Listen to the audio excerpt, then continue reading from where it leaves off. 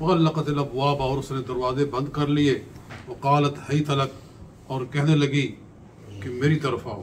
क़ाल मआज़ल्लाह, फरमाया अल्लाह ताला की पनाह, इन्नहु रब्बी अहसन मस्वाय, वो मेरा रब है, उसने मेरा ठिकाना अच्छा बनाया है। इन्नहु ला युफ्लिहु ज़ालिमून, तो जालिम लोग कामयाबी नहीं पा सकते। वलक़द हम्मत बिही, उसने आपका इरादा किया, वह हम्म बिहा, और आप भी उसका इरादा कर लेते। लौला अर्रा बुरहान रब्बिही, अगर अपने रब की दलील न देते। कज़ालिक लिनस्रिफ़ अन्हु अस्सूअ वल फ़हशा, ऐसे ही हमने आपसे हर बुराई और बेहयाई को दूर कर दिया। इन्नहु मिन इबादिनल मुख़लसीन, वो हमारे चुने हुए बंदों में से हैं। ये दो आयतें मैंने पढ़ी हैं सूरह यूसुफ की, आयत नंबर 23 और 24। इनका मतलब ये है कि जब मिस्र के गवर्नर ने, ये मिस्र का बादशाह नहीं था, मिस्र का बादशाह एक और शख्स था जो पूरे मुल्क का बादशाह था। उसका नाम किताबों में वलीद इब्न रैयान आता है। और ये जो सिर्फ शहर मिस्र का अमीर था या गवर्नर था, इसका नाम कितफीर था, और जुलेखा उसकी बीवी थी, और इसी ने ख़रीदा था हज़रत यूसुफ अलैहिस्सलाम को कितफीर ने, और अपने घर में ले गया। वो बे औलाद था, उसके घर में औलाद नहीं थी। तो उसने कल के दर्स में गुजरा है, उसने कहा था कि हम इसको हो सकता है बेच के इससे फ़ायदा उठाएंगे, और अगर इससे प्यार बन गया तो हम इसको अपना बेटा बना लेंगे और इसको हम अपने बेटे के तौर पर घर में रखेंगे। वो जो औरत थी जुलेखा, उसके बारे में आता है कि वो शाह मिस्र की या बेटी थी या उसके ख़ानदान में से थी। बड़ा बादशाह जो था उसके बेटी थी या उसका कोई करीबी उसकी थी रिश्तेदारों में से, और ये गवर्नर मिस्र की बीवी थी। हुस्न व जमाल में वो खुद एक मकाम रखती थी। और ये भी मज़कूर है, मैं किताबों में जैसे मैंने पढ़ा है और तफसीर में भी लिखा है कि ये जो अजीज़ मिस्र था, गवर्नर मिस्र था, ये नाअहल शख्स था, बीवी के काबिल नहीं था। इसलिए भी ये लॉजिक बनता है कि जुलेखा यूसुफ अलैहिस्सलाम की तरफ माइल क्यों हुई, कि वो चूँकि उसकी जिस्मानी ज़रूरियात को वो पूरा नहीं कर सकता था, इसलिए वो आपकी तरफ माइल हुई। और आप हुस्न व जमाल में बेमिसलो बेमिसाल थे और उनके घर में रहते थे, तो उसने आपको अपनी तरफ माइल करना शुरू किया। अल्लाह फरमाता है कि एक दिन वो आपको किसी ख़ास जगह पर ले गई और पीछे से दरवाजे बंद करती। वग़ल्लक़तिल अब्वाबा, उसने दरवाजे बंद कर दिए। और रिवायात के मुताबिक वो कोई 7 दरवाजे थे, दरवाज़ा दर दरवाज़ा वो बंद करती गई। तो फिर एक जगह पर उसने एक जगह बनाई हुई थी, उसको खुशबू से सजाया हुआ था, वहाँ ले जाकर आपकी तारीफ़ें करने लगी कि आपके बाल कितने अच्छे हैं और ये है कि आपकी आंखें कितनी प्यारी हैं। वो आपको इधर माइल कर रही थी। और इमाम इब्न अबी हातिम ने रिवायात लिखी, आप फरमाने लगे कि जब इंसान मरता है तो सबसे पहले आंखें ही बह जाती हैं और उसके बाल झड़ जाते हैं।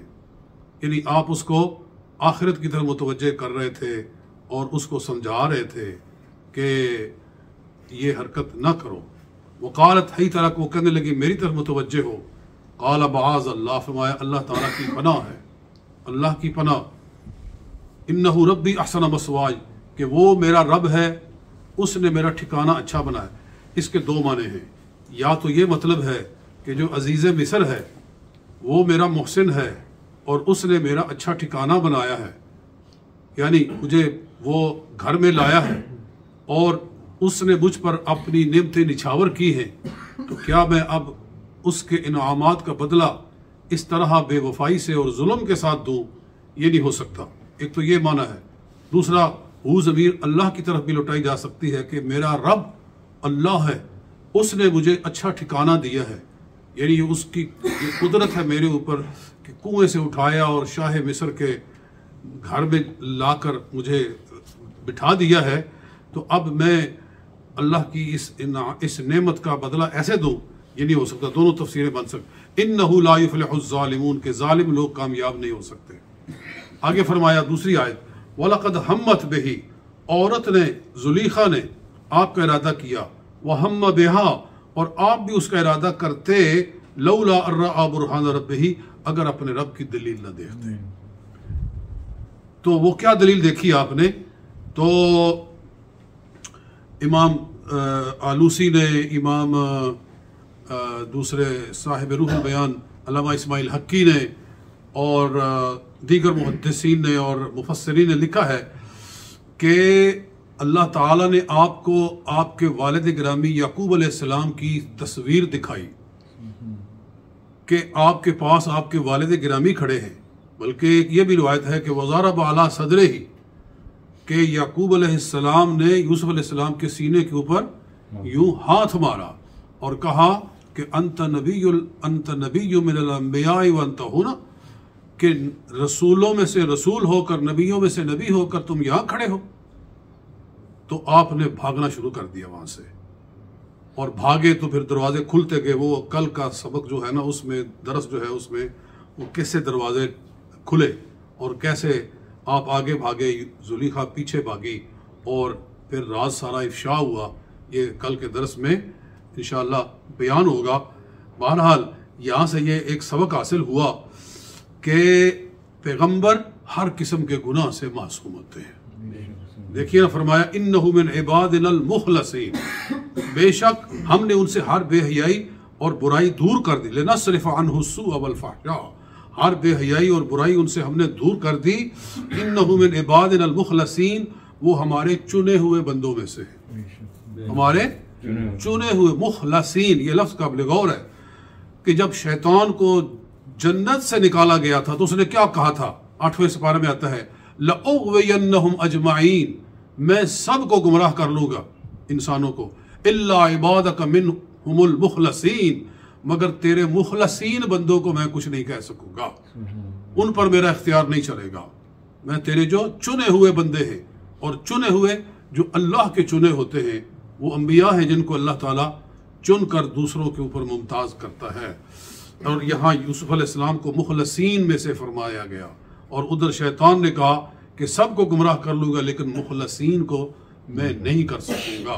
इसका मतलब है कि फिर अंबिया के ऊपर शैतान का कंट्रोल नहीं होता जी। ये उनके मासूम होने की दलील है। बाकी वो मैं बता चुका हूँ, हज़रत आदम अलैहिस्सलाम ने वो गंदम का दाना कैसे खा लिया और शैतान ने उनको वसवसा कैसे दे दिया। ये जो कुरान पाक में आता है, फवस्वसा लहुमुश-शैतानु, शैतान ने उनको वसवसा दे दिया। तो मैंने बताया कि कुरान ही फरमाता है कि हज़रत आदम अलैहिस्सलाम भूल गए थे, आदम अलैहिस्सलाम भूल गए थे। 16 सिपारे में आता है कि नसिया वलम नजिद लहु अज़मा, वो भूल गए और हमने उनका इरादा नहीं पाया। तो भूल कर तो रोज़ा आदमी अगर खा ले रोज़े के अंदर तो रोज़ा भी नहीं टूटता, उसका रोज़ा बरकरार रहता है, कोई गुनाह नहीं होता। ऐसे ही अगर आदम अलैहिस्सलाम ने भूल कर खा लिया तो इससे अंबिया की इस्मत के ऊपर कोई एतराज़ नहीं आता।